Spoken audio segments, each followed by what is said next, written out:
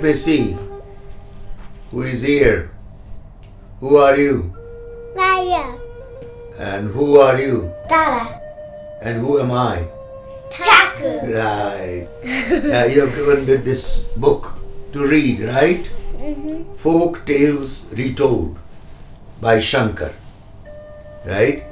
This is published by Children's Book Trust. Which story do you want to read? The Clever Calf. Okay, The Clever Calf. Illustrated by Rebati Bhushan. Okay, let's start. This is the story of a calf called Luthia. She was the prettiest little calf you could imagine. Fawn colored with great clear eyes. In fact, she had all the marks of a future Panch Kalyani cow. Do you know what is Panch Kalyani? Panch means 5. Kalyani means good signs, good things. So she will be doing, or she will be having 5 good qualities. She had rings of white above her hoofs. She had a white crescent mark on her forehead. Everybody liked her, and her master was proud of her. The other farm animals loved Luthia and were very kind to her.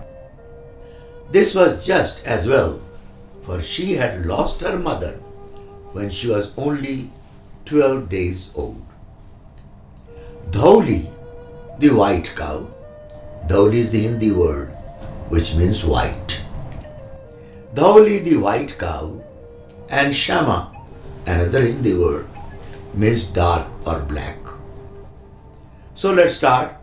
Dhauli, the white cow, and Shama, the black one, adopted her as their own, feeding her with their own milk and licking her clean.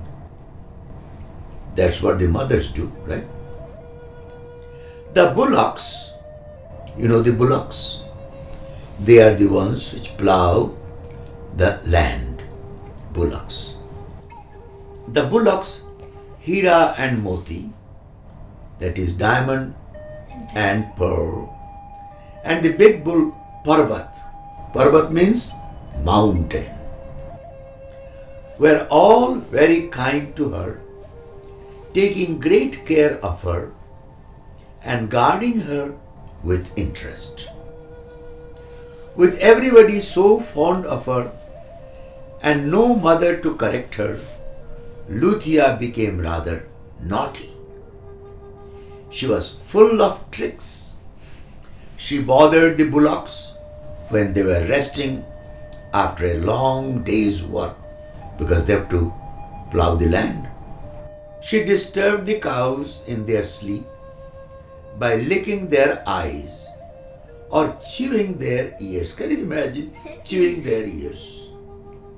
Her favorite victim was the big bull, Parvat. She made faces at him, or pulled his tail, or jumped over him when he was asleep. Parvat was as strong as a giant, with a thick neck and red eyes. He got very cross with Luthia, but he was tied strongly in his halter and was helpless against the teasing Luthia. He could only make angry noises and dig the ground with his hoofs while she stood a little way off and laughed at him. She was naughty, all right. Still, Parvat really liked her and sometimes joined in her frolics. All the farm animals went out into the jungle every day to graze except Luthia, who was left at home all alone. It seemed to her that the others were having great fun in the jungle and she too wanted to go and join in. She went to her master and asked him to let her go out with the others, and he agreed.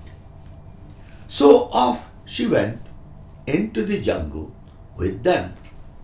In this jungle there was a wily fox who said he was the advisor and the best friend of the king of the forest, who is, as you all know, the lion.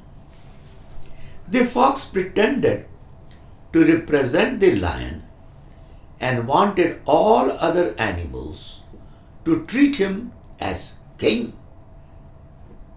If anybody showed disrespect, the fox bullied him and stopped him from grazing there.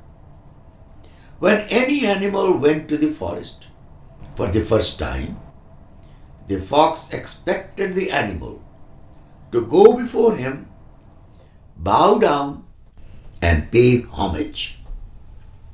Since Luthia was going to the jungle for the first time, the old cow Shama warned her about the fox. Shama told her that she should treat him like a real king and be very, very respectful. "Is he really the king?" asked Luthia. "No," said Shama. "He is only a fox and is a great nuisance and trouble to us all. We have to pay homage to him to stop him bothering us. Then I don't see why I should treat him like a king," said Luthia. "And I shall not." When they went into the jungle, Luthia saw the fox sitting on a mound of clay, pretending it was a throne. Luthia thought this very funny and couldn't help laughing. "Silence!" shouted the fox. "Don't you realize, you silly little creature, that you are in the court of a ruler? Stop laughing this instant. Come and touch my feet and apologize." Luthia pretended to be humble. "I'm sorry, my lord. I didn't know you were so great. I thought you were an ordinary fox. Will you or will you not come and pay homage to the representative of the great king, the lion?" asked the fox. And do you know what Luthia said? She said, "I don't think you look anything like a king.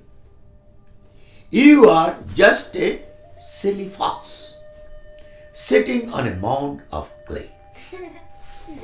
At this, all the other animals there started laughing and jeering at the fox. The fox was taken by surprise and was quite at loss to know what to do.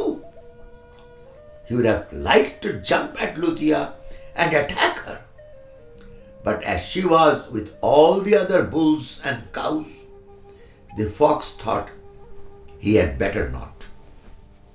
He went angrily away and swore to be revenged by his disgrace.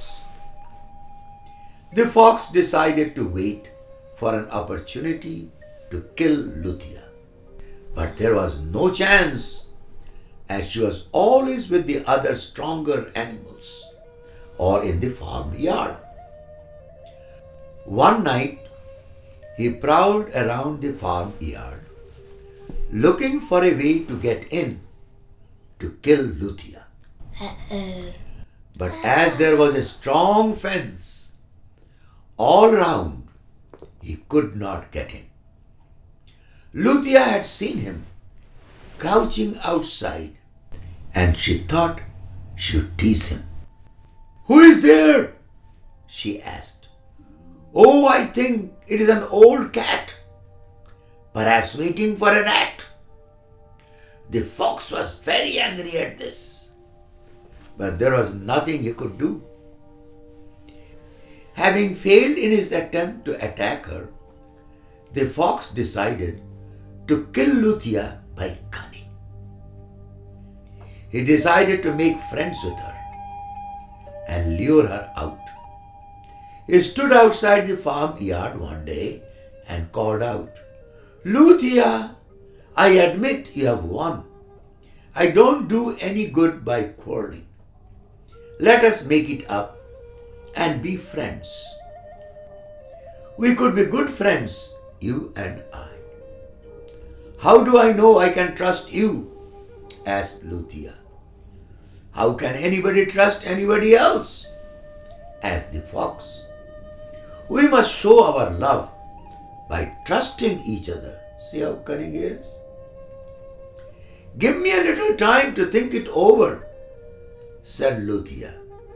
The fox said he would come back to know her decision and went away. But clever Luthia knew the fox was only trying to find another way to attack her.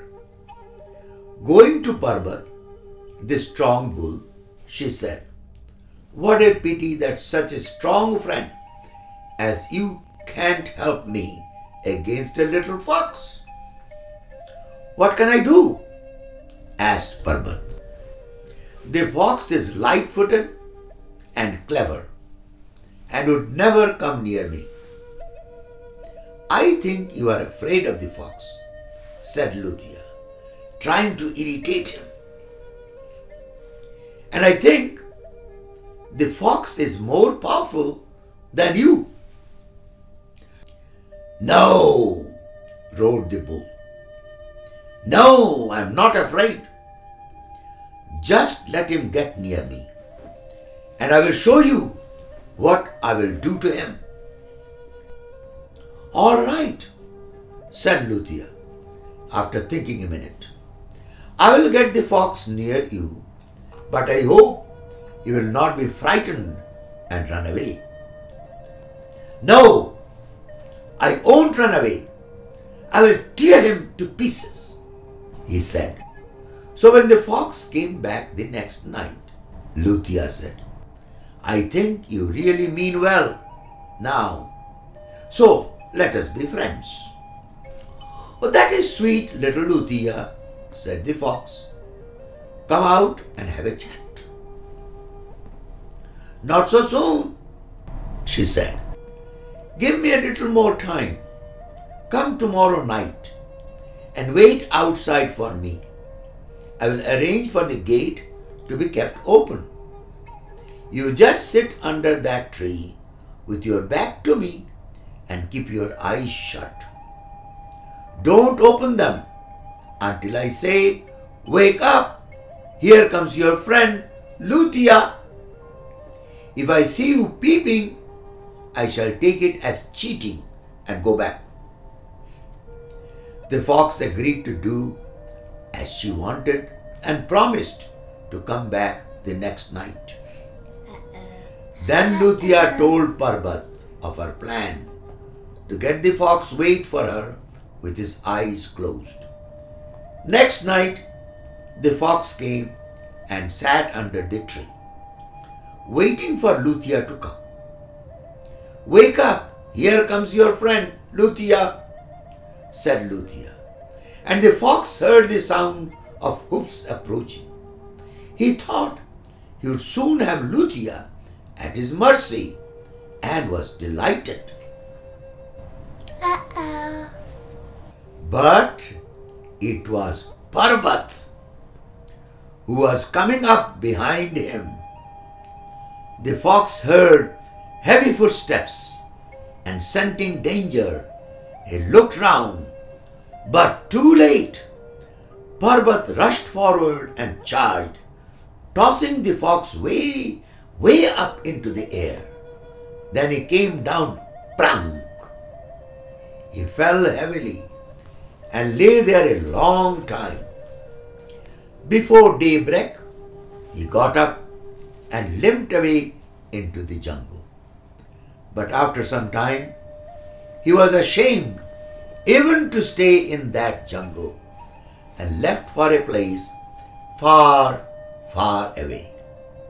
And all the animals rejoiced that the wily fox had been driven away from the jungle by the clever Luthia. That's the end of this story.